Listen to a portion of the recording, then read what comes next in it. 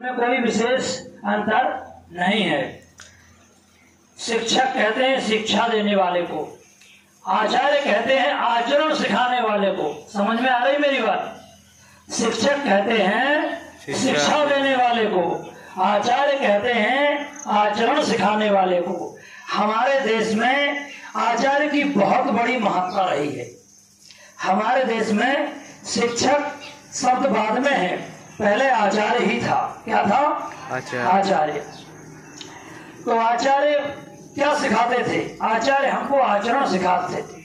संसार में कैसे रहना चाहिए, क्या खाना चाहिए, क्या पीना चाहिए, कैसे जीवन जीने की जो कला सिखाते थे वही आचार्य कहलाते थे।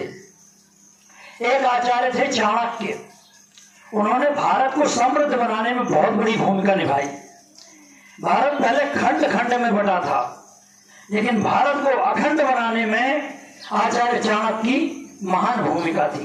पहले छोटे छोटे देश थे भारत में, और बाद में आचार्य चाणक्य के द्वारा पूरे भारत को, अखंड भारत को, यहाँ तक कि अफगानिस्तान तक एक कर दिया था।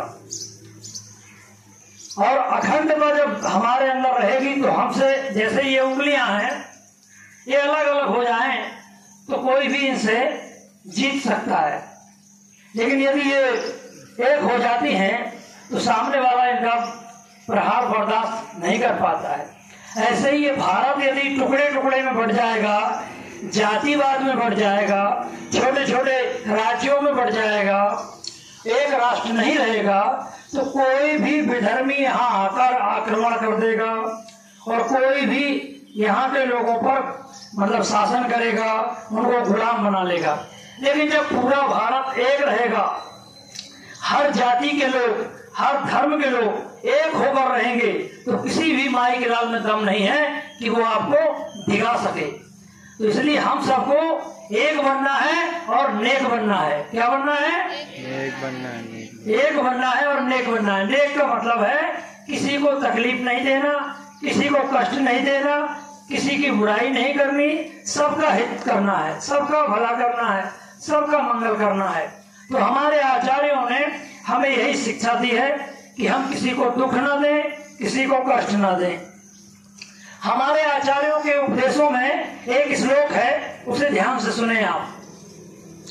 सर्वे भवन्तु सुखिनः, सर्वे सन्तु निरामया, सर्वे भद्राणि पश्यन्तु, मां कश्चित् दुःख भाग् भवेत्। सब सुखी रहें, सब निरोग रहें, सबका कल्याण हो, कोई भी दुखी ना हो।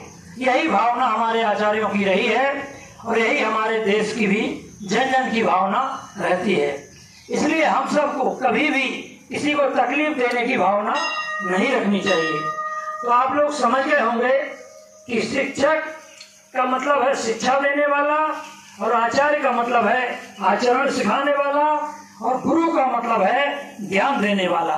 लेकिन ये तीनों चीजें अलग नहीं हैं। शिक्षक, ज्ञान, शिक्षा, ज्ञान और आचरण सब एक दूसरे के पूरक हैं। इनमें कोई विशेष भिन्नता नहीं है, लेकिन हर शब्द का अपना अपना महत्व होता है। इसलिए